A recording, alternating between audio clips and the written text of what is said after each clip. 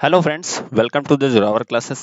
आज के इस वीडियो में हम लोग लेट्स चेक चैलेंज का पार्ट 5 डिस्कस करने वाले हैं, जिसमें हम लोग इंग्लिश के लेट्स चेक चैलेंज को डिस्कस कर रहे हैं। यानी यहाँ पे आपको 10 क्वेश्चंस दिए जाते हैं, आपके सामने चैलेंज होते हैं कि कितने आपके सही हो रहे हैं। ठीक है, बिकॉज देखो, practice makes the man perfect. जितना आप प्रैक्टिस करोगे उतना प्रैक्टिस परफेक्ट होगे। ठीक है, चलिए स्टार्ट करते हैं, डिस्कस करते हैं अपने चैलेंज को।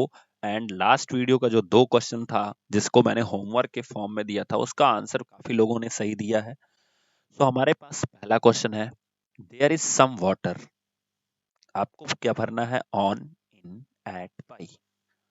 तो जो पानी है वो किस में होगा?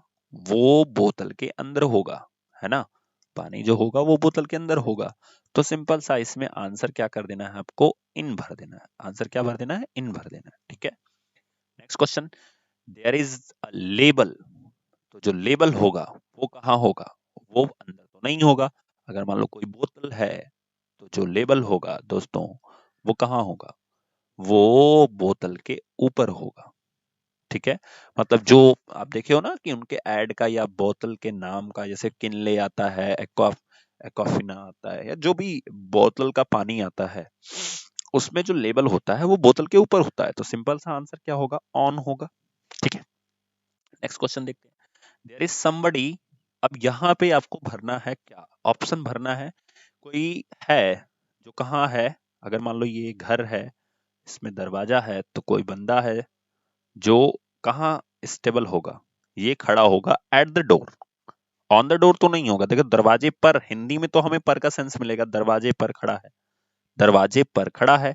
लेकिन वो दरवाजे पर नहीं खड़ा होता है, वो कहाँ खड़ा होता है? दरवाजे के सामने खड़ा होता है। तो eight the door, eight the door, in the front of door, इस तरह का सेंस मिलता है। तो हम यहाँ पे, जहां पे कोई चीज किसी के ऊपर नहीं होती है, केवल सामने होती है, भले ही सेंस उसका पर का निकलता हो, तो ऐसी जगहों पे हम ऑप्शन कौन सा यूज करते हैं? एट का यूज करते हैं। तो यहाँ पे ऑप्शन कौन सा सही होगा? एट ऑप्शन सही होगा। ठीक है, एंड जो लोग हमारे इस कैंपेन से पहली बार जुड़े हैं, वो अपने व्हाट्सएप से इस व्हाट्सएप नंबर पे अपना नाम एंड अपनी पोस्ट, जिस भी पोस्ट के लिए वो तैयारी कर रहे हैं, चाहे पीआरटी के लिए कर रहे हो, चाहे टीजीटी के लिए कर रहे हो, वो भेज सकते हैं, जिससे उन्हें एक ब्रॉडकास्ट ग्रुप से जोड़ दिया जाएगा। उन्हें टाइम टू टाइम नोटिफिकेशन मिलता रहेगा, related KBS vacancies, related KBS other information.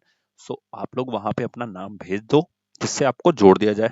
ठीक है, एंड जो लोग टेलीग्राम से जुड़ना चाहते हैं, उनके लिए डिस्क्रिप्शन बॉक्स में लिंक मिलेगी, वहां पे जाके वो लिंक को क्लिक कर सकते हैं, या आप टेलीग्राम पे डायरेक्ट सर्च कर सकते हो द जोरावर क्लासेस, तो आपको वहां पे लिंक मिल जाएगी, जिससे आप वहां पे चीजों को सर्च के जाके जुड़ सकते हो, जिससे वहां पे वीडियोस, पीडीएफ, सारी चीजें आपको अवेलेबल करा दी जाएंगी। चलिए नेक्स्ट क्वेश्चन देखते हैं। सो आई थिंक चैलेंज में मजा आ रहा होगा, 3 क्वेश्चन काफी अच्छे हैं। अब देखिए चौथा, बहुत मजा आने वाला है। चौथे क्वेश्चन को पढ़िए ध्यान से, क्योंकि दोनों, यहाँ पे 2 सेंटेंसेस हैं। There is a notice dash the door, it says do not disturb. तो उस नोटिस में क्या लिखा है? Do not disturb.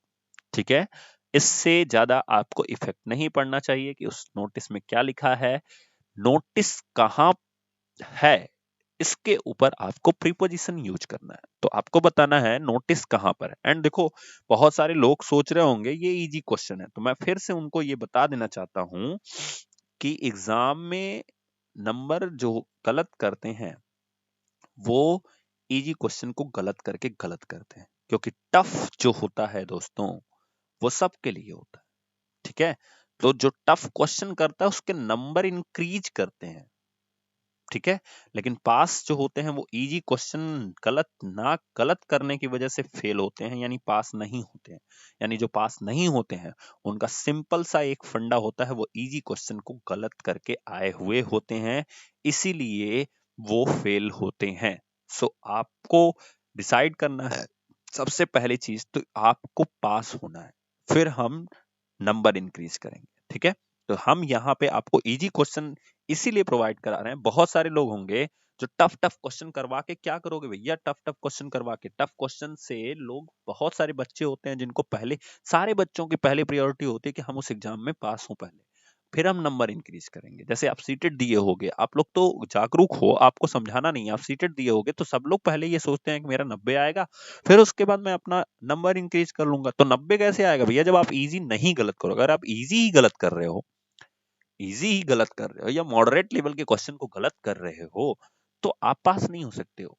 ठीक है, ये बहुत सिंपल सा फंडा है, जिसको जितना जल्दी समझ में आता है वो उतना जल्दी समझ के अपने एग्जाम्स को क्लियर कर लेता है। ठीक है, तो दिया गया है there is a notice on the door. ठीक है, सॉरी एट द डोर होगा। There is a notice at the door, it says do not disturb. तो जो डोर है, दरवाजा है, उस पर एक नोटिस है, उसमें क्या लिखा है कि डू नॉट डिस्टर्ब, डिस्टर्ब मत करो। दरवाजे पे किसी ने नोटिस लगा दी है, आप लोग भी अपने अपने दरवाजे पे इस तरह की नोटिस को लगा सकते हो, बिकॉज आप एग्जाम की तैयारी कर रहे हो, तो आपको कोई डिस्टर्ब ना करे। जैसा कि मैं हमेशा लगाए रहता हूँ, डू नॉट डिस्टर्ब, जैसे ही मैं पढ़ने जाऊंगा अपने रूम में तो मैं उसमें लगाए रहता हूँ। चलिए नेक्स्ट देखते हैं। हरी अप, सुपर इज, अब यहाँ पे बताना है हरी अप।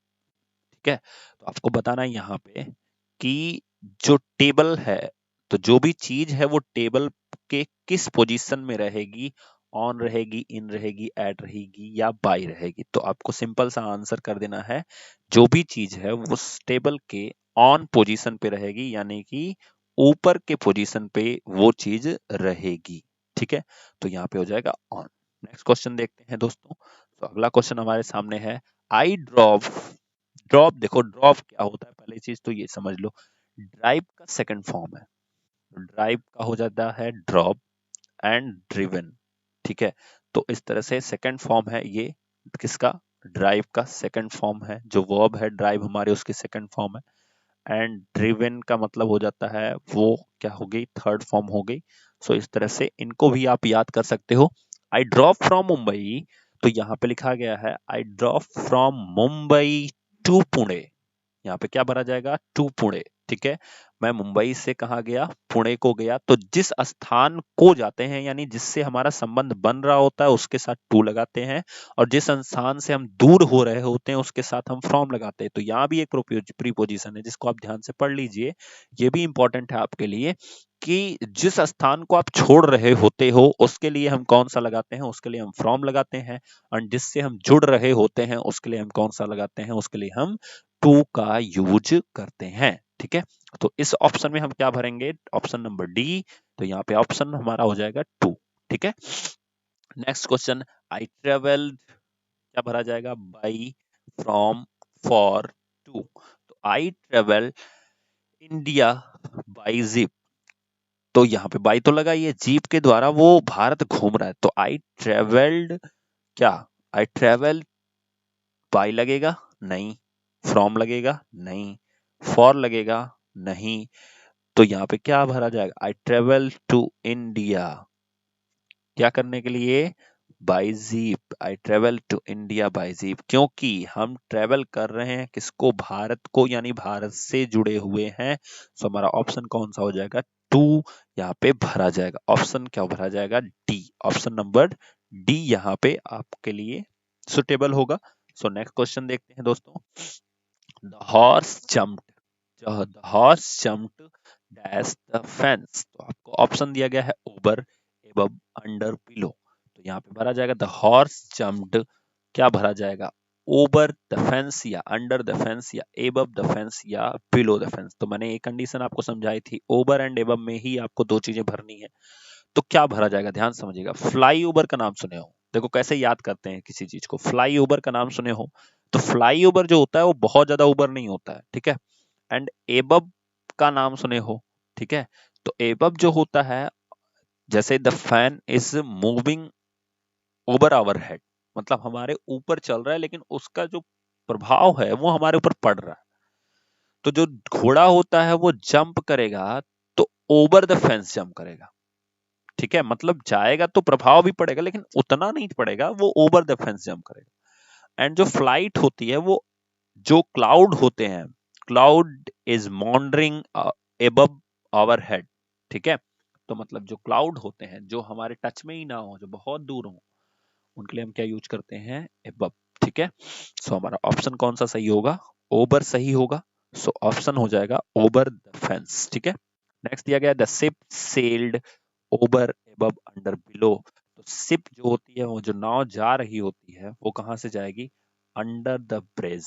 कैसे जाएगी, अंडर द ब्रिज जाएगी। इस चीज को ध्यान में रखिएगा। ठीक है, and our last question of the day, so हमारे सामने आ गया, we walk S, we walk S. आपको ये होमवर्क है, ये होमवर्क है, काफी चैलेंजिंग क्वेश्चन है, बड़ा मजा आएगा इसको देख करके।